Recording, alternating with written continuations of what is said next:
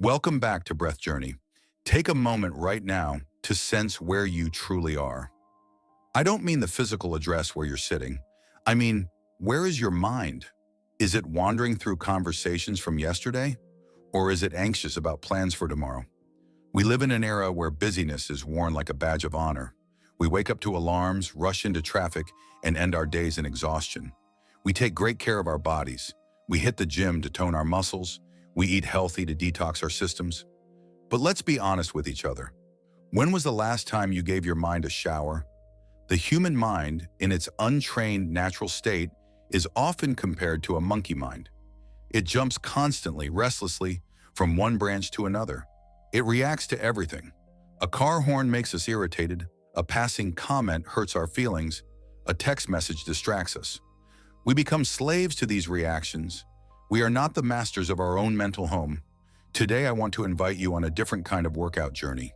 No heavy weights, no treadmills required. Just your breath and your observation.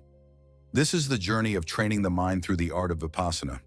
Vipassana is an ancient word, but its meaning is incredibly modern and practical. It doesn't mean running away to a mountaintop or denying this life.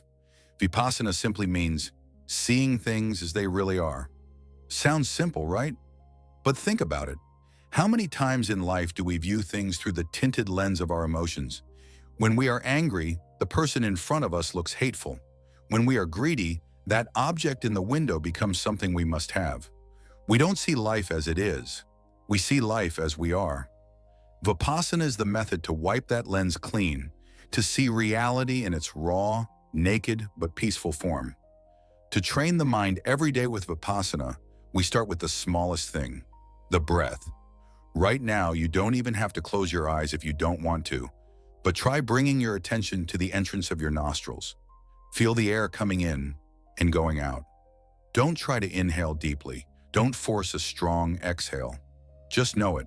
If the breath is short, know that it is short. If it is long, know that it is long. Whether it's rough or subtle, just acknowledge it. When you observe the breath, the first miracle happens. You return to the present moment.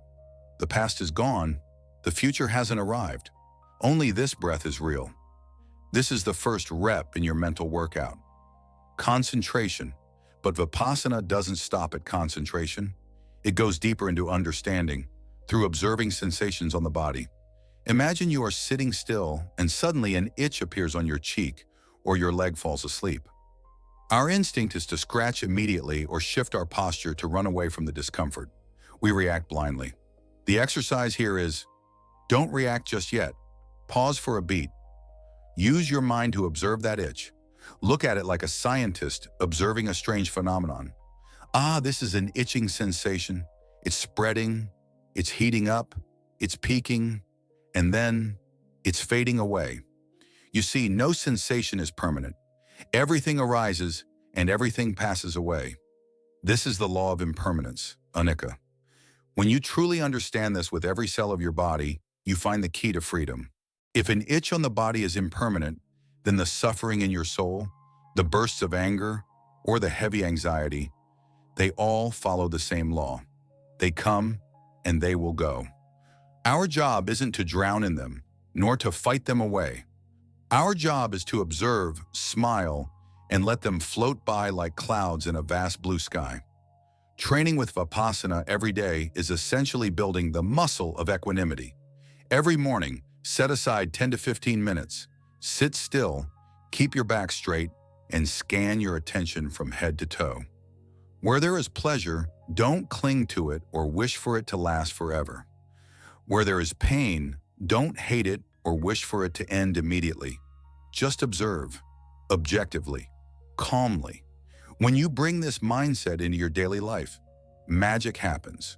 When you're stuck in a traffic jam, instead of honking in frustration, you observe the heat rising in your chest. You identify it. Anger's arriving. And the moment you see it, it loses its power over you. You choose to take a deep breath instead of snapping. When facing immense pressure at work, instead of panicking, you observe your racing heart, your sweaty palms. You understand that these are just sensations, and this state will change too. You keep a cool head and a warm heart to solve the problem. This is how we hit the mental gym. Not to become saints, but to become more complete human beings, less wounded by the ups and downs of life. This journey doesn't promise to be easy. There will be days when your mind is a storm, you'll feel bored, you'll want to quit. That is completely normal. Be gentle with yourself. Like growing a plant, we need the patience to water it every day, even before we see the flowers bloom. Remember every moment you catch your mind wandering and gently bring it back to the breath? That is a victory. That is one repetition strengthening the muscle of mindfulness. And finally, the greatest gift Vipassana brings is not just peace for you, but a ripple effect. When your mind is still, you look at those around you with more compassionate eyes. You understand that the person yelling at you is also suffering from their own internal storms. You judge less, and you love more. Thank you for listening and walking this path with Breath Journey. Start this training today. Don't wait for a perfect moment, because the most perfect moment is now. Breathe in peace. Breathe out with a smile. Welcome back to Breath Journey. If you've started practicing the first steps of breath observation we shared in the last part, you've probably realized an interesting and sometimes harsh truth. Training the mind is not as easy as talking about it. When the initial excitement fades, when curiosity settles, we face the real challenge. There will be days you sit down and feel as peaceful as a still lake, but there will be days when your mind feels like a tropical storm. Old memories flood in, petty worries dance around. Your legs go numb and your back starts to ache. That little voice in your head starts whispering, "Just quit. This is useless. You have too much to do." Don't worry, that is exactly when the real practice begins. In this part, we're going to dive deeper into the technique of observing sensations and how to turn Vipassana into a lifestyle, not just a sitting exercise. Remember the core principle. Mind and body are two sides of the same coin. Every emotional state leaves a physical footprint on your body. When you're angry, your breath gets short, your temperature rises. When you're scared, your stomach knots up, your hands get cold. Most of us live our whole lives ignoring these signals until they become too overwhelming or turn into illness. Vipassana teaches us to do the opposite, to listen to the quietest whispers of the body. When you scan your attention from head to toe, you will encounter blind spots, areas where you feel nothing. You will also meet areas of pain and tension, and sometimes subtle, pleasant vibrations. The secret here is equality. Treat the painful sensation and the blissful sensation with the exact same attitude. Why is this so important?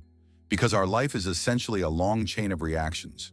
We crave what is pleasant, and we hate or push away what is unpleasant. That is the root of all misery. We are addicted to praise and material comfort, pleasant sensations, and we are terrified of criticism and loss, unpleasant sensations. We live like puppets pulled by the strings of these sensations. When you sit still and observe a pain in your knee without moving, without getting annoyed, simply noting, this is pain. You are cutting the strings of that puppet. You are training your brain a new pathway, the pathway of non-reaction. You are teaching your mind to understand, this pain is temporary, it arises, it passes. I don't need to suffer because of it. And when you take this superpower off the cushion and into real life, the magic becomes clearer than ever. Imagine you are in a tense meeting. Your boss is yelling or a colleague is making unfair criticisms. Out of old habit, blood would rush to your head, your heart would pound, and you would immediately snap back or swallow the anger and resent it all day. But for someone training in Vipassana, the script changes. The moment those harsh words hit your ears, you activate your awareness. You don't look at that colleague anymore. You look inside. You notice, my heart is racing. My chest is tightening. My breath is shallow. You observe the anger forming as physical sensations. And the miracle is, you cannot observe anger and drown in anger at the same time. When you observe it, you detach from it. You become the person standing on the bank watching the rushing river, not the log being tossed around by the current. You create a precious gap. In that gap, wisdom appears. You realize the person yelling is also suffering. They are also controlled by emotions. Instead of reacting with hate, you can choose to react with calm or even compassion. That is freedom. Freedom isn't doing whatever you like. Freedom is mastering your own reaction to any situation. Practice mindfulness in every daily activity. Vipassana doesn't ask you to escape the world. On the contrary, it helps you live more fully. When you eat, really eat. Don't eat with your phone or the TV. Feel the flavor, the texture, the act of swallowing. Be grateful for what nourishes you. When you walk, feel the contact of your feet on the ground. Feel the movement of your muscles. Don't let your mind run to the destination. Let it enjoy every step of the journey. When you listen to someone, listen completely. Don't listen while preparing your answer in your head. Listen not just to the sound, but to the emotions behind that voice. There will be times you fail. You will get angry again. You will worry again. You will forget the breath. Don't beat yourself up. Self-blame is just another form of the bruised ego. Smile at that failure, forgive yourself, and gently return to the breath. The moment you realize you lost mindfulness is the moment you have regained it. This journey of mental training is like sharpening an iron bar into a needle. It requires patience, persistence, and consistency every day. You can't hit the gym for 10 hours one day and then rest for a month expecting muscles. The mind is the same. 15 minutes a day, regular as your breath, brings more power than a 10-day retreat once a year followed by neglect. As your mind becomes clearer, you will find yourself judging others less. You will see beauty in simple things you previously missed. A ray of morning sunlight, a child's laughter, or simply the miracle that you are still breathing. Happiness is no longer something to search for far away. It is right here, once the dust on the mind is wiped clean. Remember, you are not alone on this journey. Every time you sit down, inhale and exhale in awareness, you are contributing a bit of peaceful energy to yourself and the world around you. A lit candle might not light up a huge room, but it's enough for you to see the path and to light other candles. Be patient, be gentle, begin again, right now, with this breath. Thank you for listening. I wish you steady steps and an open heart on the path back to yourself.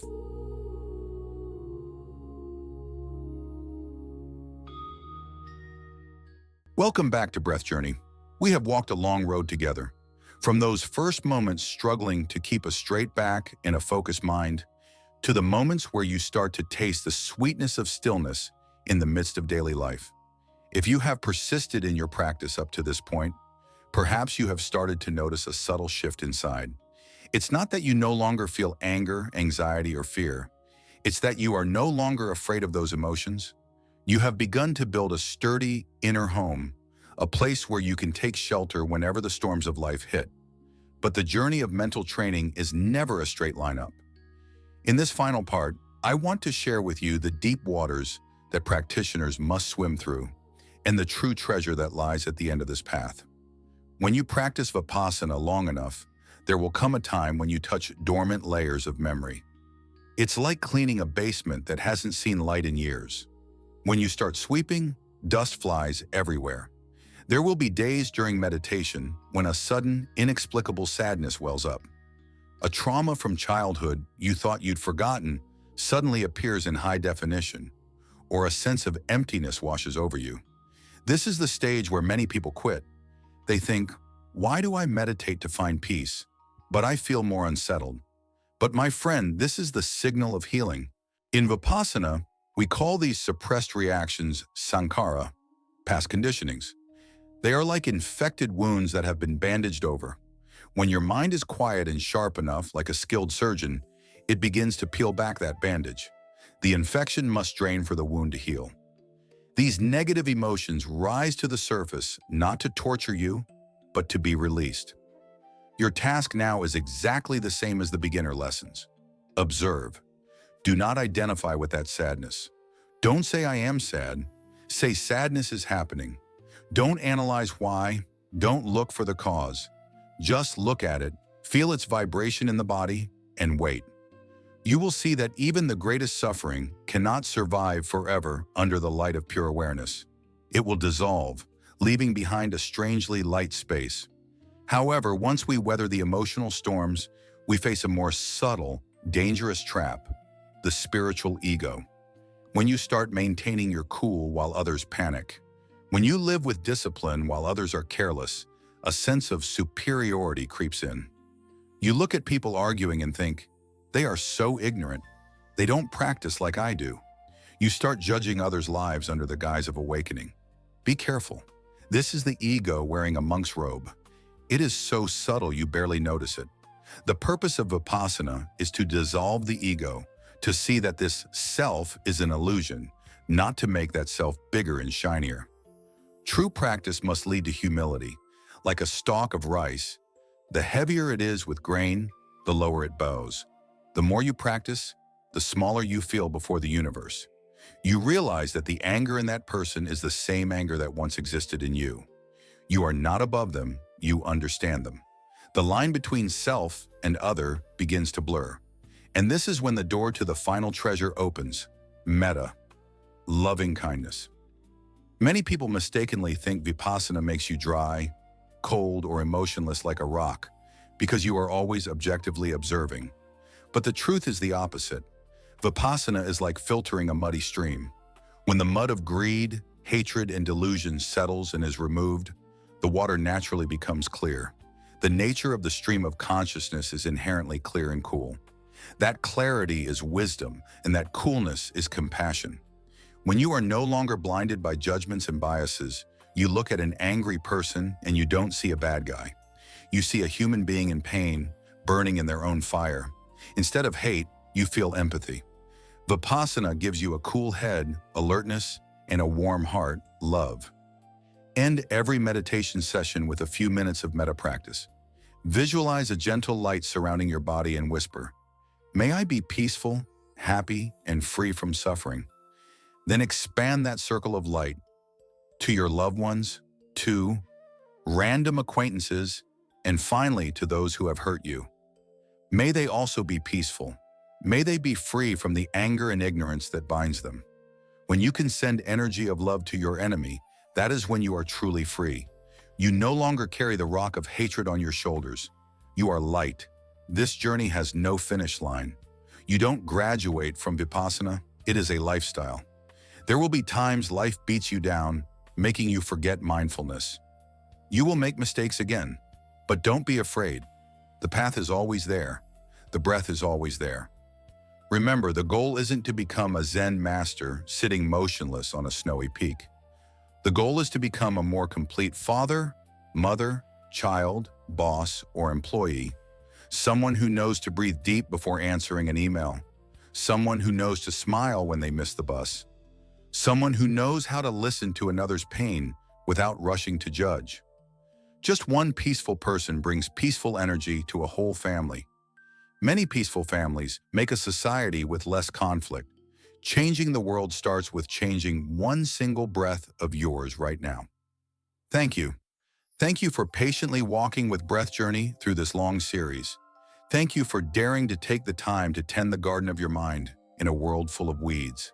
Keep walking, not to get anywhere, but to realize that every step is home. If this series brought you value, please share it with those who need to hear it. Subscribe and hit the bell so we can continue together on the next journeys of awakening.